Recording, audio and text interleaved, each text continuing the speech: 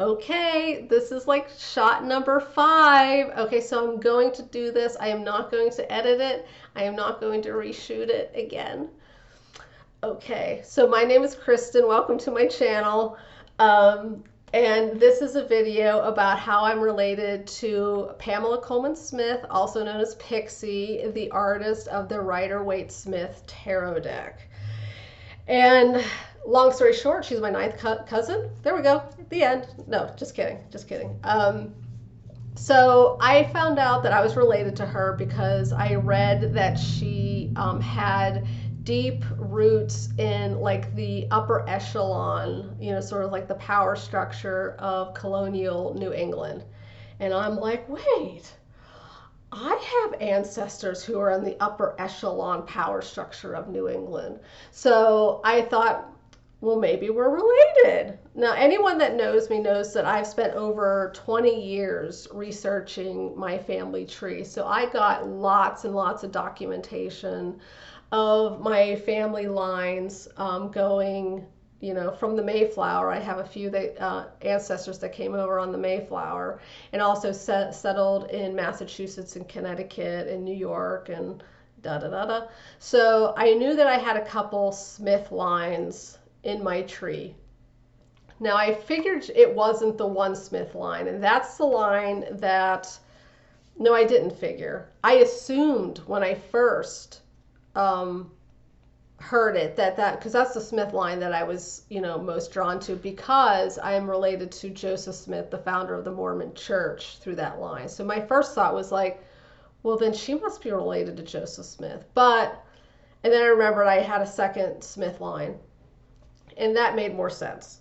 And because that went back to Massachusetts, Hadley, Massachusetts. And I knew that her family came from like Connecticut and Massachusetts.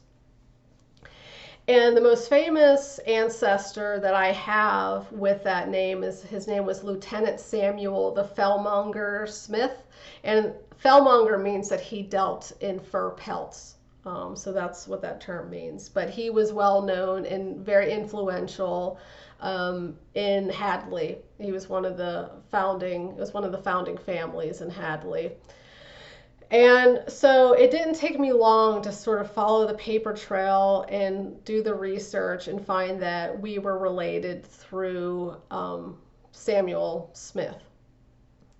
Now the other part of the story, I should probably, so if you don't know her, see, I'm going to ramble and I don't care. I'm not doing this over again.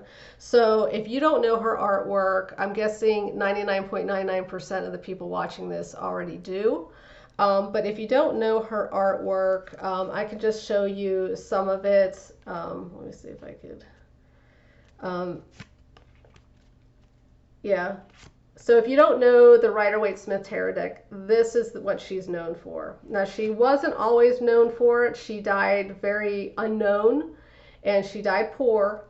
And it wasn't until long after her death that people started to take notice of her artwork and how beautiful it is. And she was just a prolific artist and illustrator. And I won't go into the specifics of her life. I was just about to, but there are many videos out there about it. So yeah, I'm related to her through the Smith line and not the Colman line. And I believe that she's related to Hooker, the famous pastor Hooker, through the Colman line. But that's another story. But some people argue that she was adopted. I'm not really sure where this myth came from. There's no evidence. The scholars who have done their research say there's zero evidence that she was adopted. No adoption papers, what have you. And some people argue that she was biracial. There's no evidence of this either. And you can look online for the different arguments as to why scholars think that this developed. And some of them, I think, might be presumptuous, assuming people's motivations and thinking that she was biracial. So I won't go into that because I think it's a sensitive topic. But the evidence shows that she clearly was not. And I even have a picture of her mother. Like I have this book, Pamela Colman Smith, The Untold Story.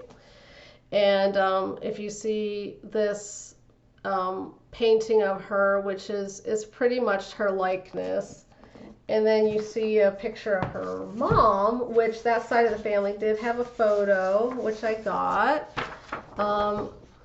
There's pretty good similarities between them. So I think that that's pretty good evidence that, that's pretty good evidence that like she wasn't at least adopted. But, I don't think she was adopted or biracial because there's just no evidence of it. But I wanted to show some cool things that I found. I found a passport application that she did let's see, I solemnly swear that I was born in London at Carlisle Place. And she says that her occupation is artist and illustrator. And it's just really nifty. And like you could see her signature right there, which I think is really cool. And I found, census is and so like I have a census here, and let's see how old she was in this. I think she was 3, or no, this is when she was older. But anyway,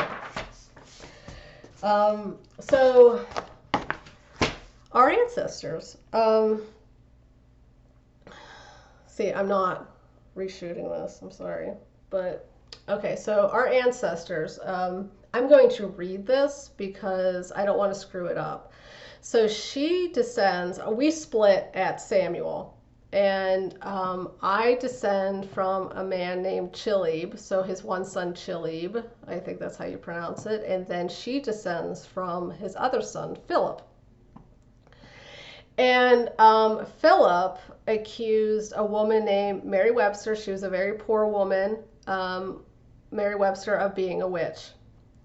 And according to Cotton Mather, and people know Cotton Mather from the Salem witch trials, he was a pastor that was very much involved in that whole scare there.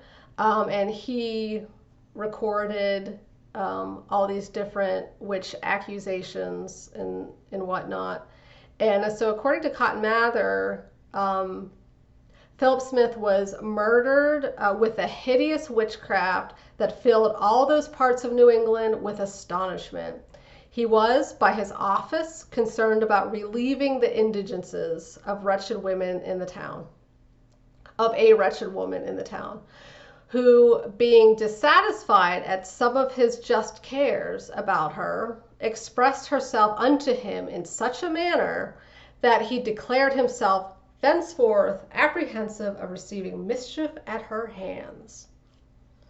So Mary in 1683, and this was before his accusation, was accused of witchcraft by local farmers because for some reason their cattle wouldn't cross in front of where she lived. And so what they would do, because they assumed she was a witch, they would go into her house, force themselves into her house and beat her until she would lift her spell to let the cattle cross. Yeah. And so, it says they would enter her house, beat her, or threaten her to do so. Now after that, she was taken to Boston for trial, but she was found innocent and sent home. But then a year later, Philip Smith accused her of witchcraft. Okay. Let's see. I'm going to skip over some of my notes. Let's see. So I assume, like, basically he was just giving her pittance and or being condescending or something. Is he did something to upset her, um, and she apparently responded badly. Now I couldn't find what she did. I don't know if she like did a curse or spat on the floor or I don't know. But after that, he became sick right after that, and he couldn't sleep. Apparently, his bed would shake. He felt ill and very unwell. And Cotton Mather claims that Smith's privities were wounded and burned. So, and there were bruises, pricks, or holes found on his back. Now I'm wondering if he had shingles. Like that was the first thing that came to mind is that he had shingles. But anyway, so people actually felt something often stir in the bed at a considerable distance from the man. It seemed as big as a cat, but they would never grasp it. They all believed she was doing the bidding of the devil to make him sick. The townspeople went after her, dragged her out of the house, strung her up in a tree, and then threw her into a snowbank. But she survived. Miraculously, she survived. But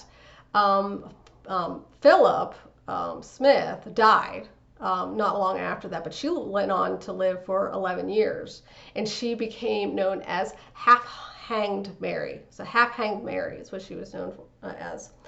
And a funny thing that I found was that she was Mary was actually who Margaret Atwood dedicated the book The Handmaid's Tale to in the beginning of the book, which I thought was pretty cool. So, well, there you go. I know I spoke really fast, but I wanted to get this up, and I'm just self-conscious that people were going to get bored by like all of the ins and outs and me nerding out to dates and stuff. But yeah. So that's how I'm related. She's my 9th cousin, and which I think is fabulous. And yeah, she's also there's through Hooker. There's also another relative of hers in Connecticut, some ancestor of hers that was on a panel that also oversaw witch trials, and I'm pretty sure that was in Connecticut, but I won't go into that one. But well, there you go. And thank you for watching. I hope I didn't bore you, and you have a good day, evening, night. Bye-bye.